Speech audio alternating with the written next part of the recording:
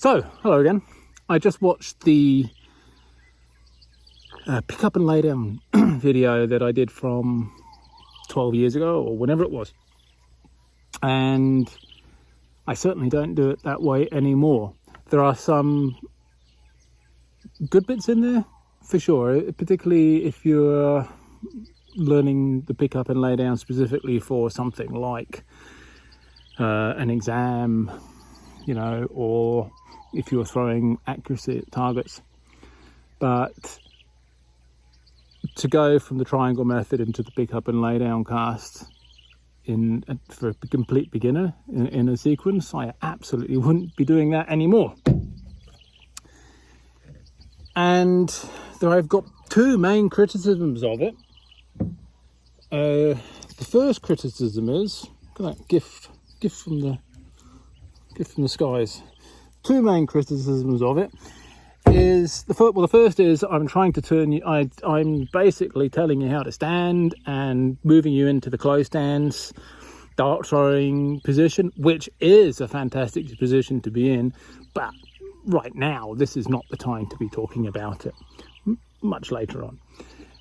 Right now, you know, and also in fishing, you know, while you can be in that position quite often, there's lots of times when you can't be. And so we've got to kind of build that skill base before we start, you know, putting you in your box. So that's the first thing. Second thing is I talk a lot about too much wrist issues. Well, yes, I think if you have gone from the triangle and then you go straight into the pick up and lay down, it can suddenly become a problem because you are picking you know, you're starting with a rod tip touching the water, and then you've got this big wide arc, and if you're not careful, that whole wide arc can become your casting stroke, which I'll come to in a minute. But because we have just spent a couple of hours or more working on controlling loops from all different planes, playing with narrow to medium to wide to medium to narrow loops, and even walking around and doing funny dances from short to long lengths, then loop control should not now be an issue when we go to the pick up and lay down, not with a little bit of thought anyway, and certainly not the big issue that I made out of it. So we can just, you can watch it, but forget it. Right? It's interesting. I'll leave it there. It's nice to see how we all change, but it's not really the video I would want you to concentrate on now. So there are two purposes to the lift. The first is, as I wrote in that video, or said in that video, first is you want to unstick the line. Now, Peter Hayes, my mate from Australia, he made a really good observation that I heard, whereas, I don't know if you'll see it from this angle, but maybe, I'll just get some line out there, that if you watch, you've got to start with the rod tip touching the water, but as you're lifting that line off, you see a little waterfall coming off the fly line as it's peeling off the surface. And we want to make that lift at a constant speed. It's not an acceleration. We're not trying to accelerate the line. We're just trying to lift it off the water. And if you get that right, you'll get a little waterfall as it unpeels, as that line unsticks from the surface. And we want to unstick it there all the way to the fly. So the first purpose of this is to smoothly, quietly, stealthily pick the line up off the water without the fish knowing. Because if you go like that, the fish goes, they're back, right? So your first, this pickup here, ideally should be controlled, smooth, steady speed, little waterfall coming off the line, and it should peel its way all the way to the fly. So we get a nice clean pickup. That's the first purpose. The second purpose is to reposition the rod. Now by that I mean, let me just put this line out there, bang, with the roll cast, which we haven't covered yet in this series, right? If I start with a rod tip touching the water, and that then becomes my casting arc with the casting arc that we've just done, which is about this, That is absolutely not going to work. My casting arc is there. Nothing happened. I sent a little wave down the line and it was a bit splashy. So there was no effect there that we wanted. So we want to reposition the rod. We want to start our casting stroke somewhere with the rod up here. Now, you'll often hear 10 o'clock. I don't know why, but well, I do, but that only works with a certain length of line, maybe about 30 feet, right? Which is what most people are teaching with. But your pickup is not always going to be with 30 feet of fly line. In fact, most of the time, it's not going to be anything like 30 feet of fly line. It's more likely to be less, like 6 or 12. It doesn't always have to be multiples of 6. It's just the ones I use. Don't know why. It could be 5, 7. But you're going to have this variable length of line that you're going to be picking up. And sometimes it might even be more than 30 feet. Like World Championships, picking up 17 meters, right? So we're going to have a variable pickup. And that's the basis of what we're going to train. And because we have a variable pickup, we're going to have a variable stroke afterwards as well. We're going to start from a position. Now I've got a few cues to you. So one was a waterfall, which I really like from Peter. Another is, so let's start it. I'm going to get into 6 feet of fly line here. Now my pickup to get to that fly, remember, always start with the rod tip touching the water. That was a good thing on the last video. That's not quite 6 feet. Now to pick up 6 feet, I'm only going to lift the line up, I don't know, whatever that is, 30 degrees or something to get to the fly. Put it down again. And then it's time for my casting stroke.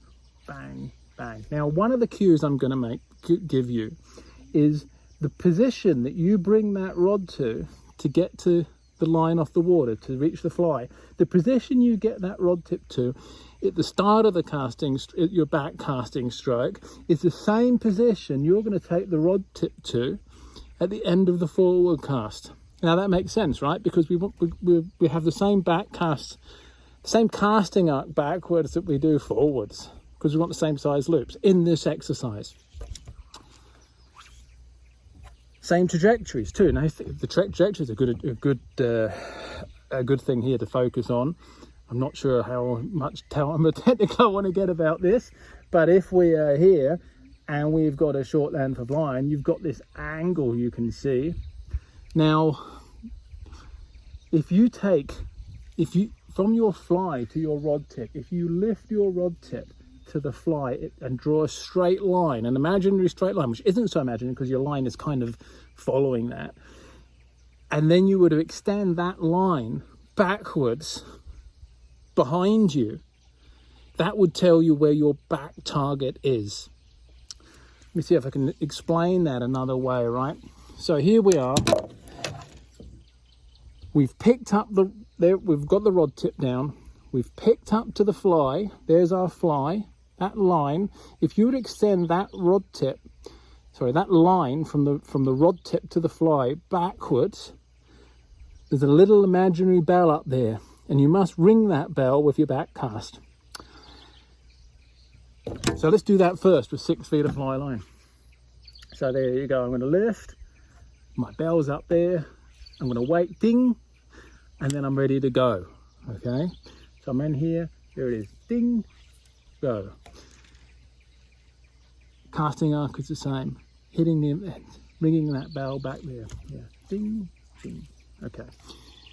Now, interesting thing about this is when we pick up more line, okay, that we're going to have that angle change is going to change. Okay, so our lines here we picked up from here. We're going to have to pick up the lift. We're going to have to move the lift longer, lift the rod longer to get to pick up all that line to the fly, and then you can extend that backwards, and your back bell is going to be a little bit lower. It's always going to be above the horizontal of the rod tip, but it's going to that forward pickup and that bell is going to change according to how close it is to you. So let's do that. Let's pick up a bit more line. What's that? That's now probably 20 feet. So my lift is longer.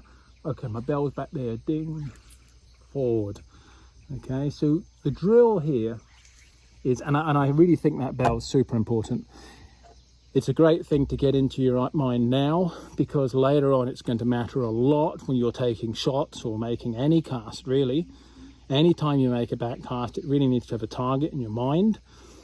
And if you can wait until, in your mind, until that fly hits the bell, ding, okay, if you can do that, then it's going to eliminate all sorts of problems that other people get, namely creep, as they progress, because their mind is, when they're doing this, their mind is now thinking about the forward target, and they start moving towards it because they're human, and that's a human fault.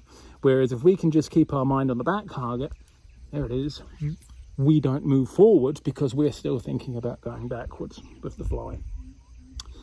So let's move into the drills here. So I've got two drills really.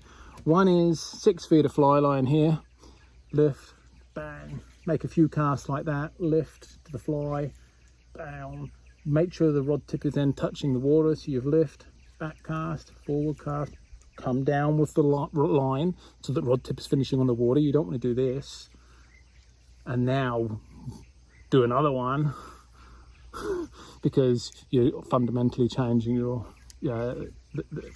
trajectories in that one. So you start here, rod tip down, lift, flick, back to the same position, and then down with the rod tip. Lift to the fly, hitting the bell, back, down with the rod tip. And then add a few feet of line, add 6 feet of fly line, and repeat. So it's lift to the fly, back cast, forward cast, rod tip down to the surface. Repeat that another again for you.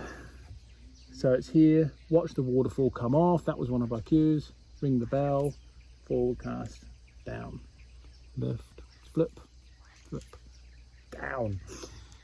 And the other drill is to do the same thing, but all planes, all angles. Now, if you think about this, if I'm lifting off at 45 degrees and I extend that line, my bell, if I was lifting up from your direction, from you, and I was coming off to the side here with a rod, my bell is going to be over there. Okay, so in this particular case, it's normally up there, right?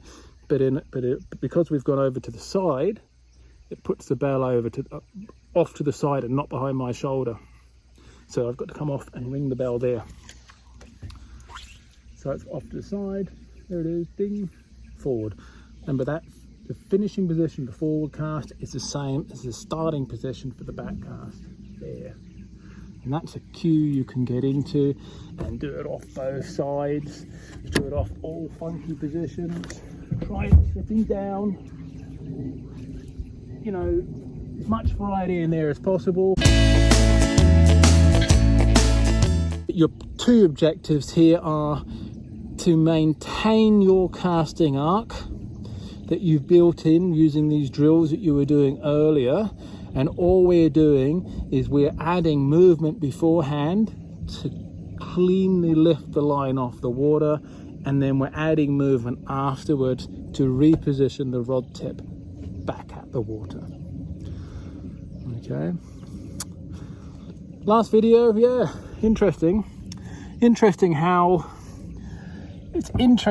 we learn and we evolve, and you know, I'm sure, you know, it has benefits. It does have benefits as an exercise, the way I taught it, and this kind of getting into this kind of position. Yeah, I love it, but not in the first lesson. Blimey, I don't know what I was thinking back then. Yeah, I stick away from that now. But later on, you know, as an intermediate level caster, it does make a big difference. So then we start, talked about refining it, about chiseling down movement. That's when it matters. But as a novice, as a complete beginner, it certainly doesn't. And whatever level you are, you need to be able to make that lift in all planes and with all lengths of line. And so that's the exercise. Later on, we have different sorts of lifts. Ability to pick up more line. There are more dynamic lifts.